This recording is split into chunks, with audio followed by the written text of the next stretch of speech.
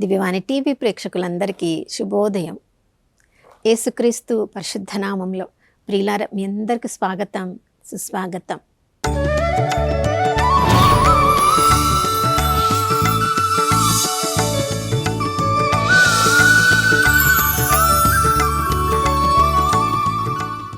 గడిచిన దినమంతా మనం ఊహించిన దానికంటే, కోరుకున్న దానికంటే ఎక్కువ ఆశీర్వాదములతో మనల్ని దీవించిన ఆ దేవాతి దేవునికి మనస్ఫూర్తిగా వందనాలు తెలియచేద్దాం.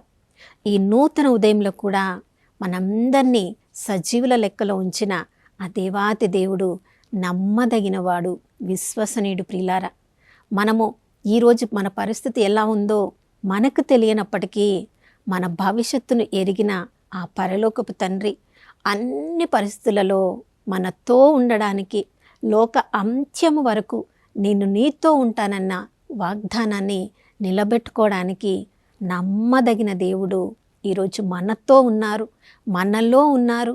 మనము ఆ ప్రభువులోనే ఉనికిని కలిగి ఉన్నాం. ప్రియులారా, మరి ఆ ప్రభు యొక్క ఉనికిని మనము అనుభవించగలుగుతూ ఉన్నామా? సుఖంలో, సంతోషంలో ఉన్నప్పుడు ఆ దేవాతి దేవునికి వందన సమర్పణ చేయగలుగుతున్నామా? చూడండి, కష్టంలో, నష్టంలో ఉన్నప్పుడు మాత్రమే మనకి దేవుడు గుర్తుకు వస్తాడు. ఆ పరిస్థితి నుంచి ప్రభువు మనల్ని బయటికి తీసుకొని రావాలని ఆ పరిస్థితులలో దేవుణ్ణి వెతుకుతాం. కానీ చూడండి, కష్టాల్లో, నష్టాల్లో ఉన్నప్పుడు ఈ లోకపు మనుషులు మనల్ని వదిలివేస్తారు. కానీ మనము సంతోషంగా ఉన్నప్పుడు దేవుణ్ణి వదిలేస్తామో, మనము కష్టంలో, నష్టంలో ఉన్నప్పుడు ఏ ప్రజలనైతే మనం వెతికామో వాళ్ళు మనల్ని వదిలేస్తారు. మనకు అన్ని ఆశీర్వాదములతో నింపినప్పుడు దాన్ని, ఆ సంతోషాన్ని పంచుకోవడానికి మనం ఈ లోకపు మనుషుల్ని ఆహ్వానిస్తాం. చూడండి, మనము పుట్టినరోజులకి, పెళ్లి రోజులకి, ఏదైనా విందులు, వినోదాలు మన కుటుంబాల్లో, మన జీవితాల్లో జరిగినప్పుడు మనతో స్నేహితులుగా ఉన్న వాళ్ళని, వాళ్ళు కష్టాల్లో, నష్టాల్లో మనల్ని వదిలివేసి ఉండవచ్చు. కానీ అది తెలియక మన సుఖాన్ని, సంతోషాన్ని పంచుకోవడానికి ఎంతోమందిని మనం ఆహ్వానిస్తూ ఉంటాం. కానీ ప్రియులారా, కష్టాల్లో, నష్టాల్లో వాళ్ళు మనతో నిలబడరో మాత్రమో మనకి తెలియదు. మనుషులు మనుషులే, దేవుడు దేవుడే. చూడండి, మనం ఏ పరిస్థితుల్లో ఉన్నా కూడా నేను విడువను, ఎడబాయను అన్న దేవుడు మత్తయి సువార్త 11:28 నుండి మనందరికీ కూడా తెలుసు. భారముచే అలసి సొలసి ఉన్న సమస్త జనులారా, నా యుద్ధకు రండు, నేను మీకు విశ్రాంతినిస్తానంటున్నారు. ప్రియులారా, ఇటువంటి మాటని ఎవరు చెప్తారా? నా కష్ట నష్టాలను ఎవరు అర్థం చేసుకుంటారా? నాకు ఎవరు విశ్రాంతినిస్తారా అని మనం కూడా ఎదురు చూస్తూ ఉంటాం. మనుషులు ఆ పరిస్థితులలో మనల్ని ఆహ్వానించకపోయినప్పటికీ అన్ని పరిస్థితులలో మనల్ని ఆహ్వానించే దేవుడు ఉన్నాడు. నా కాడిని నువ్వెత్తుకో, నేను సాధుశీలుడననియు వినమ్ర హృదయుడననియు నా నుండి మీరు నేర్చుకొనుడు, నేను మీకు విశ్రాంతిని ఇస్తాను అని ప్రభువు అన్ని పరిస్థితులలో మనల్ని ఆహ్వానిస్తూ ఉంటారు. ప్రియులారా, చూడండి, మనకి స్నేహితులుగా ఉన్నవాళ్ళు, మనల్ని ఆహ్వానించేవాళ్ళు, తిరిగి మన వలన ఏదైనా లబ్ధి పొందవచ్చు అనుకున్న వాళ్ళే మనల్ని వాళ్ళ గృహాలకి, వాళ్ళ విందులకు మనల్ని ఆహ్వానిస్తుంటారు.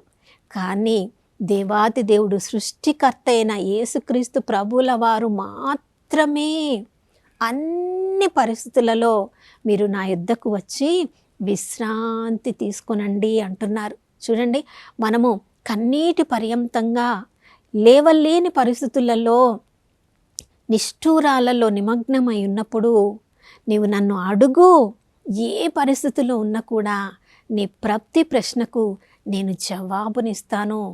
ఏ పరిస్థితిలో నువ్వు ఉన్నా కూడా నువ్వు పరలోకపు తలుపును నువ్వు తట్టవచ్చు. నువ్వు తట్టిన వెంటనే నీ కొరకు నేను ఆశీర్వాదం అనే తలుపుని నీకు తెరుస్తాను. నువ్వు ఎక్కడ ఉన్నావో, ఏ అంధకారంలో ఉన్నావో, నీవు వెలుగు కొరకు నీవు వెతుకుతే చాలు, వాక్యం అనే వెలుగు నీకు అనుగ్రహించబడుతుంది అని ఆ ప్రభువు వాక్యము ద్వారా ప్రతిరోజు కూడా మనల్ని ఆహ్వానిస్తూ ఉన్నారు. ప్రియులారా, ఈ లోకస్తులు మాత్రమే మన అవసరాలను తీర్చడానికి మనల్ని ఆహ్వానిస్తారేమో అని మనం అనుకుంటాం. యేసుక్రీస్తు ప్రభుల వారి ప్రేమను మనము అనుభవించగలిగితే అన్ని పరిస్థితులలో మనము ఆ ప్రభు యొక్క ఆహ్వానాన్ని స్వీకరించడానికి సిద్ధంగా ఉంటాము. ప్రభు ఈ లోకంలో మనుష్య రూపంలో జీవిస్తూ ఉన్నప్పుడు చూడండి, ప్రతి పట్టణానికి గ్రామానికి వెళ్ళి సత్య సందేశాన్ని బోధించడం మాత్రమే కాదు, తనతో ఉన్న శిష్యుల యొక్క వాళ్ళ గురించి కూడా శ్రద్ధ వహించారు. మార్కు సువార్త 6వ అధ్యాయంలో మనం చదువుతున్నాం.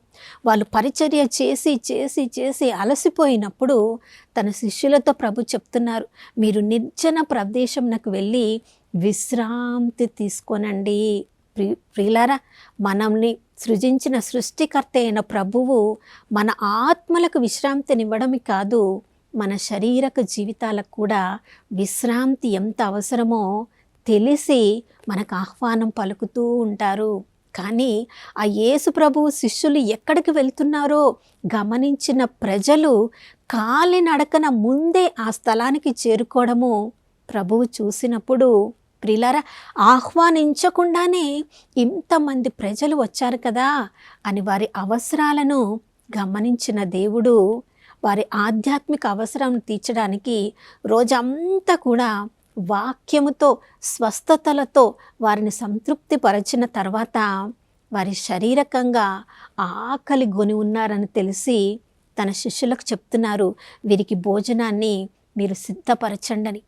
ఆ నిర్జన ప్రదేశంలో ఎలా ఇంతమందికి భోజనాన్ని సిద్ధపరచాలని తికమక పడుతున్న తన శిష్యులను చూసి వాళ్ళని ఆహ్వానిస్తున్నాడు.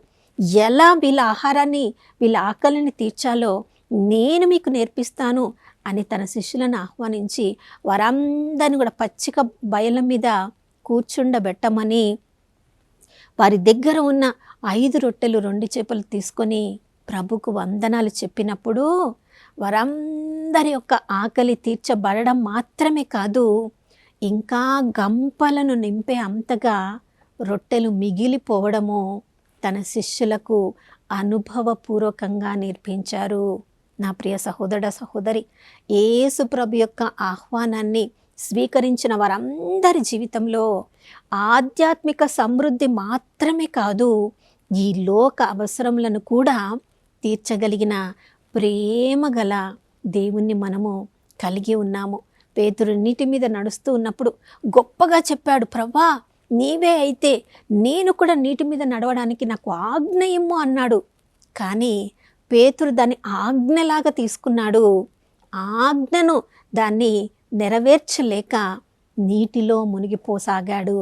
కానీ యేసుప్రభు ప్రేమ చూడండి, చేయి చాచి ఆహ్వానించి నా వల్లే నీవు కూడా నీటి మీద నడవగలవు అని నీటి మీద తన యొక్క అధికారాన్ని చూపించడానికి ప్రభు తన యొక్క శిష్యుని ఆహ్వానించాడు.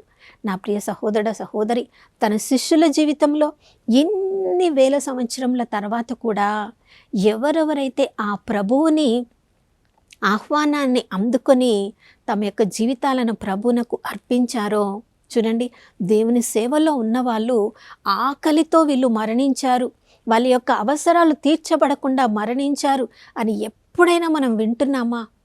ఆకాశ పక్షులను పోషించే దేవుడు ఆ ప్రభు యొక్క ఆహ్వానాన్ని మనము స్వీకరించి ప్రభుని అనుసరిస్తున్నప్పుడు ఈ లోకంలో కష్టాలు, నష్టాలు, అవమానాలు మనం అనుభవిస్తూ ఉండవచ్చు. నా కొరకు ఎవరైనా తన యొక్క తల్లిదండ్రులను కానీ, అక్క చెల్లెలను కానీ, భూములను కానీ ఎవరైనా వదిలివేసి నా ఆహ్వానాన్ని స్వీకరించి నన్ను అనుసరించినప్పుడు ఈ లోకంలో మీరు అన్నిటిని కూడా స్వీకరిస్తారు. కాబట్టి అటువంటి కృపను అనుగ్రహించమని ప్రతి క్షణము యేసు ప్రభు మనకిచ్చే ఆహ్వానాన్ని మనము హృదయములో స్వీకరించి అటు ఇటు మన దృష్టి వెళ్లకుండా ఆ ప్రభు చూపించిన ఇరుకైన మార్గంలోనే మనము ముందుకు కొనసాగుతూ ఉండడానికి కావలసిన అభిషేకాన్ని అనుగ్రహించమని ప్రార్థించుకుందాం. నాతో కలిసి ప్రార్థించండి. పరిశుద్ధుడైన దేవానికి స్తోత్రములు తండ్రి.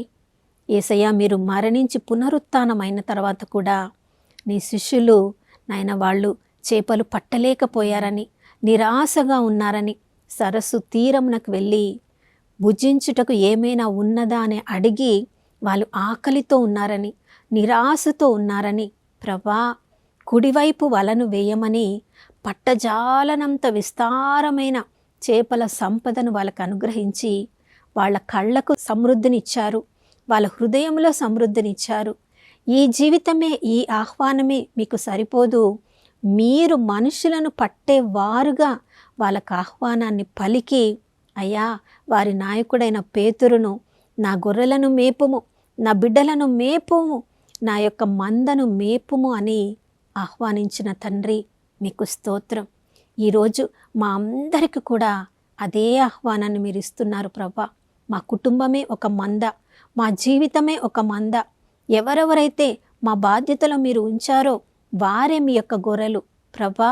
వారందరినీ మీ వైపుకు నడిపించడానికి మీరు మాకిచ్చిన ఆహ్వానాన్ని స్వీకరించిన మేము దానిలో వచ్చే కష్ట నష్టాలను చూసి భయపడకుండా, మీ ఆహ్వానాన్ని వదిలిపెట్టకుండా ప్రభా, చివరి ఊపిరి ఉన్నంత వరకు నాయనా మా సిలువని ఎత్తుకొని మీ ఆహ్వానం వైపే నడవడానికి మా అందరికీ కృపను అనుగ్రహించమని యేసయ్య పరిశుద్ధ నామంలో అడిగి వేడుకొనిచున్నాము తండ్రి, ఆమేన్.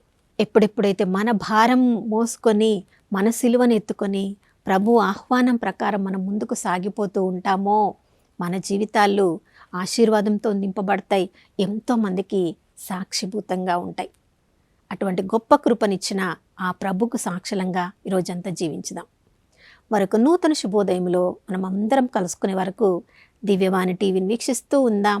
ఇమ్మానుయేలు, ప్రభు మనతో ఉన్నారు.